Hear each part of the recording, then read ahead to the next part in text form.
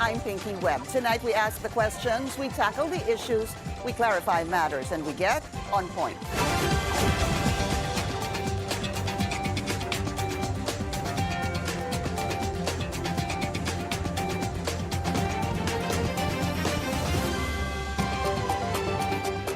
Vice President Sara Duterte maintains every cent of her assets came from legitimate sources.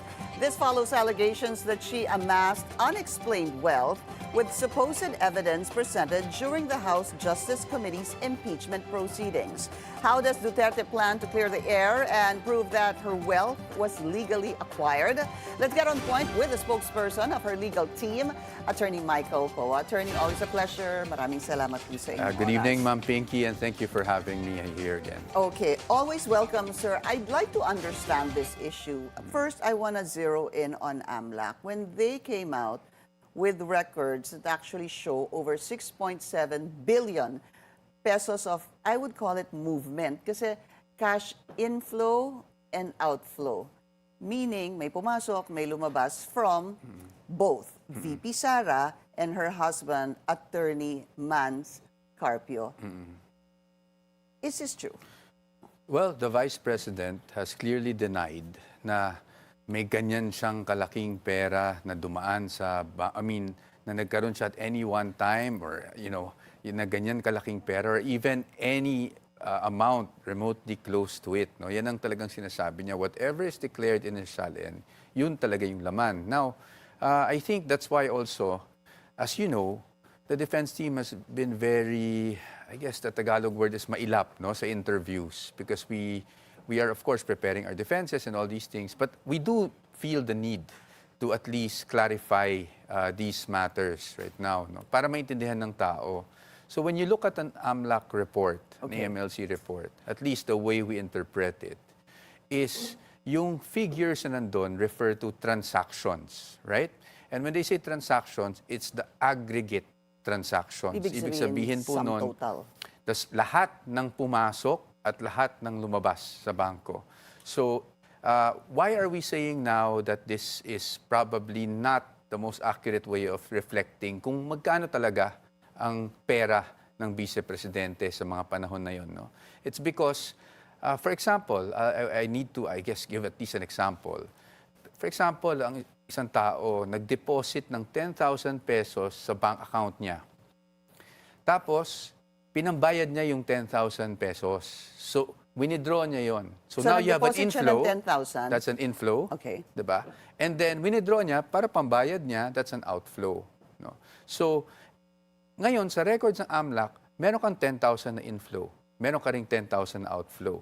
But actually, in reality, zero na yung pera mo dun sa account na yon. And that can go on and on through a span of, in this case, 18 to 19 years. I'm not sure kasi kung hanggang 2025 or 2024 yung naging basihan, no? So, but 18 to 19 years of all these things, inflow, outflow, pwede rin namang fund transfer from maybe one of my accounts to another one of my accounts, diba? That is an outflow from one account, inflow from one account, but actually it's the same amount of money. Yan yung sinasabi natin. But again, medyo mahirap po talaga magbigay ng direct answer sa ngayon. I'll have to admit that. Kasi unang-una, dun sa AMLC reports, it refers to transactions. Hindi naman natin alam kung ilang accounts yung pinag-uusapan natin dito, ano yung nature ng mga accounts, time depth ba yan, all these things, no? So, what we're trying to do now, summary plus, back in 2017, actually, this issue already cropped up, I think more on the former president, no? At naglabas ng isang official statement, ang AMLC noong 2017, where they clearly stated, I think first they were denying that those data or data sets came from AMLC or were released from AMLC. But the most important and relevant thing there is AMLC also stated in that 2017 statement that these credits and debits are just aggregate number of transactions and therefore do not really reflect kung magkano yung pera na nasa bangko. Ibig sabihin, mag-deposit ka man, pasok yun. Mag-withdraw ka man, counted added yun. din yun. Oo. Hindi siya, nag-deposit ka, withdraw ka, kung ano yung kulang, yun ang balanse. Hindi. Opo. Lahat ng ginawa mo, dagdag ng dagdag ng dagdag. That Over is the basically, years. yeah, what you're saying Opo. in the past 18 years, Yes. right? But if the AMLAC says, because still, if we look at 6.7 billion aggregate, so lahat ng pumasok, lahat ng lumabas, pinagsama-sama nila. That's how you're explaining it, sir, no? Hindi ho ba malaki pa rin si 6.7 billion? Well, you have to take it in context. Again, this is over a span of 18 years. Pangalawa, I have to admit, may nakita tayo doon na mga, sabi, single transaction of, let's say, 40 million. Medyo malaki yung amount eh. Medyo malaki yung amount. It's hard for us to clearly be able to tell you exactly what that is and why that's not reflected because we also don't know kaninong bank account ba yan. Kasi, as you know, hindi naman, we're not admitting na lahat ng accounts na yun ay talagang sa Vice Presidente, for one. We don't know eh. At this point, these are just transactions, as we say. So we don't even know kung kaninong account ba to. Ito ba ay sa Vice Presidente lang? Ito ba ay joint? Na alam ba ng Vice Presidente yung joint? And there are so many questions. No? That's why I said it's very difficult also for us to at least give you a solid, direct answer. But what we're trying to just do is to clarify the nature of an AMLAC transaction report. And what we're trying to also say is that let's just be cautious for the public, no? To be cautious on these numbers. Kasi admittedly, malaki talaga eh, di ba? If you look at it, billions. Hindi naman tayo maglolokohan dito na malaki yung billions. But again, these are, unang-una, again, you are adding all of these transactions, whether it be fund transfer, whether to the same account holder, I mean to the same person rather, and then it's withdrawals, deposits, all of these things. Eh. Yeah. So, but in that AMLAC report, I took a screenshot of this. Ang nakasulat kasi, Manasseh Carpio, A, B, Sara Duterte Carpio, and Manasseh Carpio. So if we were to just look at this transaction, or this summary rather, it is between yung mag-asawa po. Wala na iba. It's just yes, the summary of nung dalawang mag-asawa. yes, that's true. Although, if I remember correctly, because I was monitoring the hearing, na may nagtanong din no, na isang member ng committee kung ano ba to, joint ba to, sa kanila ba to, sa kanilang dalawa lang ba to, may iba ba silang ka-joint? Hindi naman kasi masagot ng diretso dahil because of the bank secrecy law, of course. No? So secrecy of bank accounts and bank deposits. So again, hindi pa namin masabi. Of course, we have an idea as a defense team kasi syempre, we've been working on this for over a year. So we have an idea. But again, even that idea, one, we don't want to disclose our strategy. Second, but I'm not sure I'm also accurate if I tell you all of those things because again, we need to see the basis of these transactions. Okay, granted, we're in agreement that it is a summary, number one.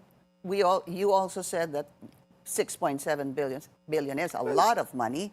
But if the AMLAC only flags it, if it's suspicious, di ba, ang tawag nila SDRs or CTRs. CTRs, I believe, is covered transactions. Ibig sabihin, these are transactions that are over 500,000 pesos or they are not, it's an unlikely pattern, or it's coming from a source that is suspicious, or the person actually receiving it, it's not normal for that person to be receiving this kind of money too. So granted that it's a summary, is it concerning that the AMLAC actually flagged it because there were 630 concerned transactions and 33 suspicious transactions? Okay, thank you, Ma'am Pinky. I'll discuss the covered transactions first. As you said, as you mentioned, no, under the law, whatever is 500,000 and above, that's a covered transaction. So whether it's suspicious or not, it has to be reported by the bank to AMLAC. So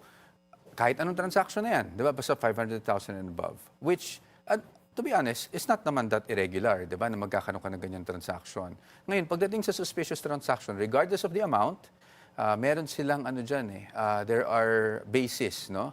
Basis to say that this is suspicious, whether walang underlying contract, for example, or underlying transaction, or yun nga, yung hindi commensurate dun sa status ng person, or hindi siya regular sa transaction ng person.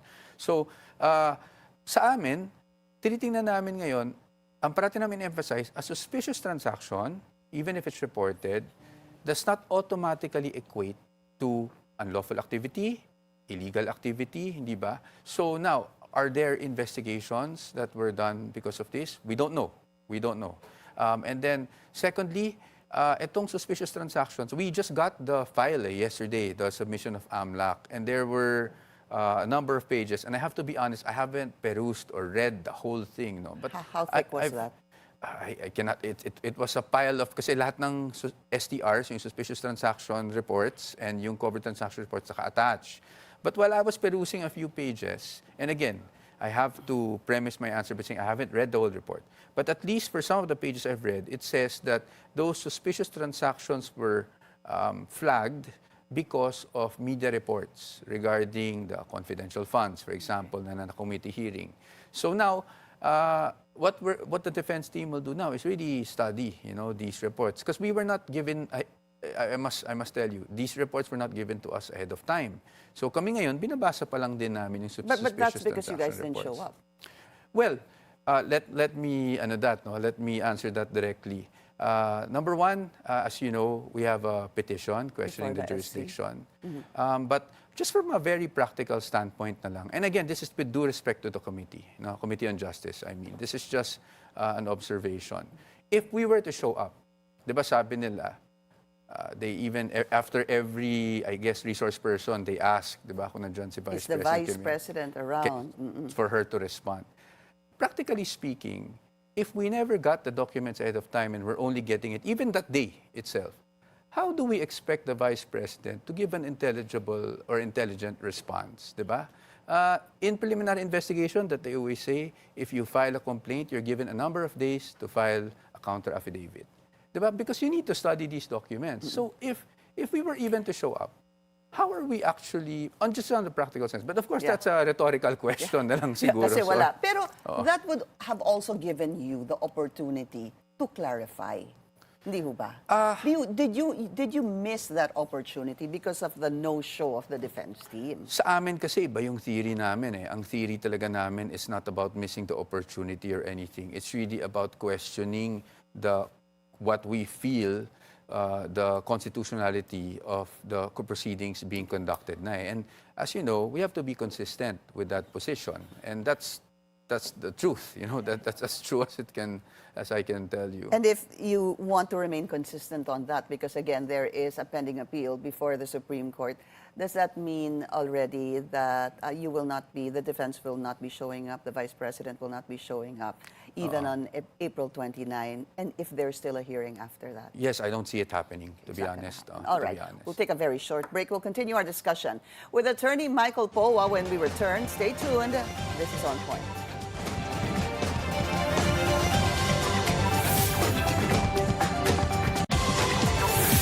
Welcome back. Still with us, attorney Michael Powa, the spokesperson of Vice President Sara Duterte's legal team. I want to leave this AMLAC issue alone, but there's just one point that you were saying that aggregate. Lahat ng perang pumasok, lumabas, pinagsama-sama. But it also says here that kay VP Sara na lang po, total amount of inflow, 1.8 billion. So yun ang pumasok. Total amount of outflow, 1.2. So let's peg that at there's a difference of about 600 M, I would assume. So kahit nasabi mo pong aggregate, kapag pinakita po nila yan, would you agree that merong 600 million, more or less, na pera na natira? Hindi. Okay, explain, and I'll please. explain that, Because, again, nakikita ko yung point ng mga congressman when they say, inet na lang natin, di ba? May ganung discussion eh. But if the inflow is already bloated, because nga you're just adding all the transactions, and I'm very careful with using the word bloated. It just means it's just an addition of all the transactions. And so is the outflow. The net will also be different, diba? I understand that. Bloated then. Sorry to interrupt you, but who told you that the inflow is a combination of an inflow and an outflow? No, sorry. Sorry, I might not If have the understood it. inflow, yung inflow is all of the deposits, Correct. all of the pumasok, basically, Tapos that's over the years, 18 aggregate. years, Oo. opo. Tapos, pagdating mo dito sa outflow, aggregate din siya. Opo. So, yung neto niya, bloated then for us, So, meaning that doesn't reflect kung, na ibig sabihin nun, may 600 million na pera si Vice President. Maaring if you add all the transactions, it added up to that. Maaring ganon, no? Maaring ganon. But it doesn't mean that at any one point, meron siyang naging 600 But million would you sa say kanyang that nagkaroon bangko. ng kasi 18 years, in a span of 18 years. In that span of 18 years, if we were to add all the inflows and subtract all of the outflows, there is going to be a balance of 600 million. It's a very difficult, ano kasi to say the balance, meaning you're saying at any one time, meron siyang hinahawakang 600 In the million. 18 years na yon. Now I understand what Oo, you're saying. oo. Dahil nga ano it's a Dahil number of cumulative years. siya eh. Okay. So at any one time, you cannot conclusively say kung magkano yung nasa account talaga niya. And you can't say that meron siya dapat natirang 600 million. Exactly. Okay. Exactly. All right, let's go to the SALN. What about the VP? In her SALN, no cash and bank, had no cash and bank deposits during the years 2019 to 2024 as verified by the Office of the Ombudsman reading into her SALN. Yes. But, what is the explanation? Yeah, let me clarify that, no? Kasi tama naman when you read it, talagang walang line item for cash in bank, and that's why I think the discussion was, walang dineclare na cash in bank dito. But actually, upon consultation, of course, with her client, kasi SALN niya yun, no? Ang nangyari is she just lumped it up under others. Others, no? Kasi you can do collective eh. So collective declaration kumbaga. So nakalump yung cash in bank and other personal properties under the heading or line item others. I don't want to really be misquoted on this. I'm not sure if it's others or various, but nakalump, ang main point lang is nakalump siya. So there is no concealment as to the amounts, meaning the amount in the bank and other personal properties. But it's just the heading, no longer reflected cash in bank, jewelry, for example, lahat yon nilump na as others. But why would the Vice President or whoever prepared her SALN do that? Because if it says cash on bank, you're supposed to put at the end of the year or when you submit it, magkano yung pera mo sa bangko. Bakit mo ilalagay sa others or sa various? The decision to lump it up as others, dati kasi walang others eh. It was, I think, cash in bank, jewelry, ganyan. No? The decision to put it in, lump it as others, was a decision that she made. That's all I really know and that's all I can say. As far as the legal team is concerned naman, we're not aware of any prohibition in such a reporting for as long as you really declare. So it's not as if meron kang cash pero inalis mo na sa SALN mo. Are you saying that there is nothing illegal consulting with the defense team that you do not indicate your cash on bank and put it sa others or / various? Sa amin, when we were in our position, this is our position, I want to clarify, this is our position, we don't see any prohibition in the SALN rules in doing that. No?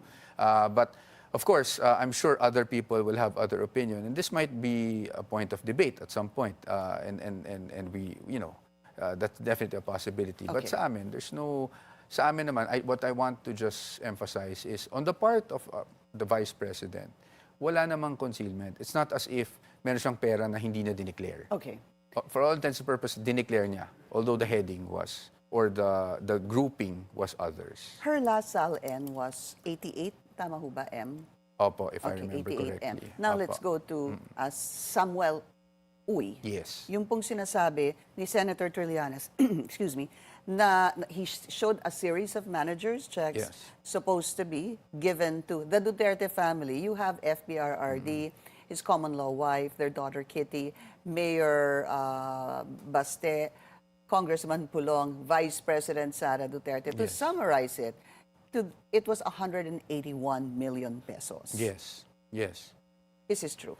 The Yung Vice kay VP. President denies, I cannot answer for the others, but the Vice President denies receiving any such amount.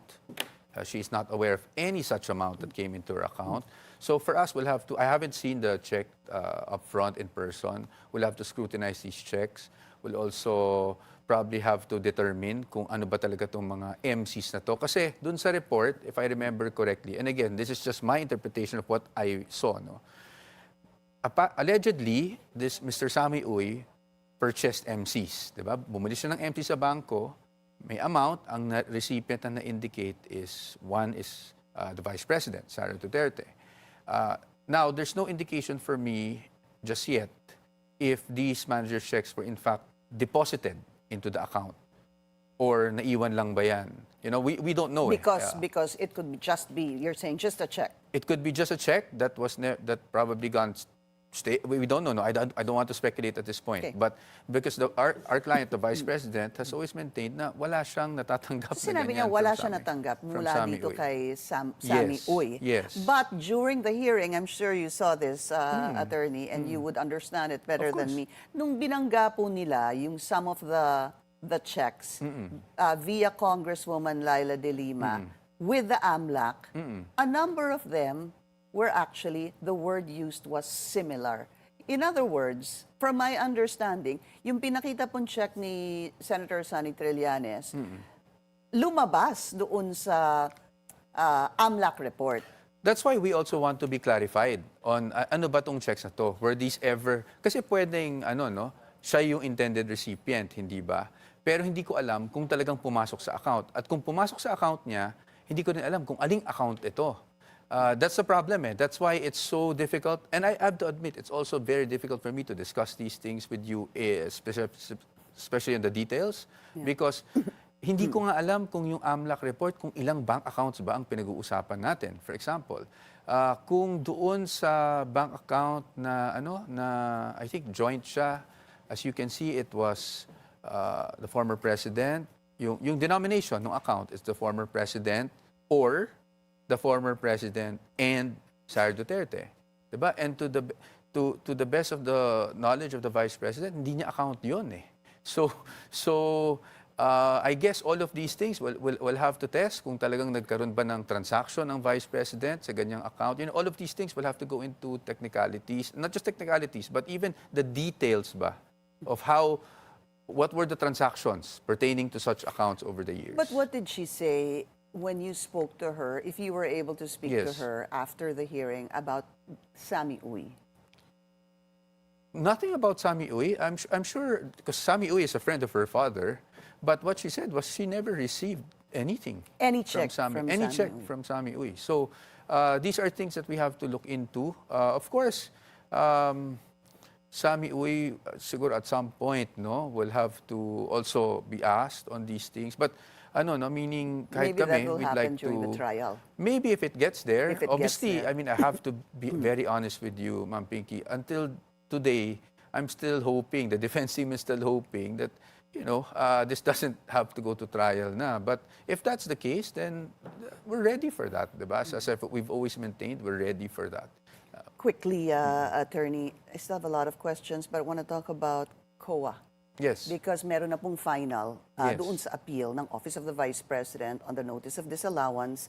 That was appealed by the Vice President. And during that hearing, lumabas po yung COA and sinabi, the appeal was denied. So with finality na po itong 73 million pesos during the last quarter of 2022. Yes. What is the plan of the Vice President regarding this? Isusuoli ho ba? I'd like to clarify that, Ms. Pinky, and I'd like to thank you for asking me that question. No? When we say finality, hindi pa po final itong commission proper decision. Under COA's very own rules, yung COA decision, upon receipt, and I have to state for the record that until today, I just checked with the OVP, I checked with my office and also the office of Fortuna Narvasa kasi kami yung mga councils, wala pa kaming nare-receive from COA na desisyon. But that was April 14. Exactly. hindi ho That's ba? why when I was, if you saw the hearing, I was seated next to Attorney Camora. I was sort of sumisilip ako sa phone niya kasi tinitingnan ko, sabi ko, hindi namin alam na may ganun pala na decision na ng Commission Proper. Pero Now, actually, sorry sir, lumabas talaga lang nung araw na yun eh. oo, Di ba? lumabas lang, yes. Okay. But we haven't been served with copies from Till now. COA until now. But let's go back to the question. What happens next?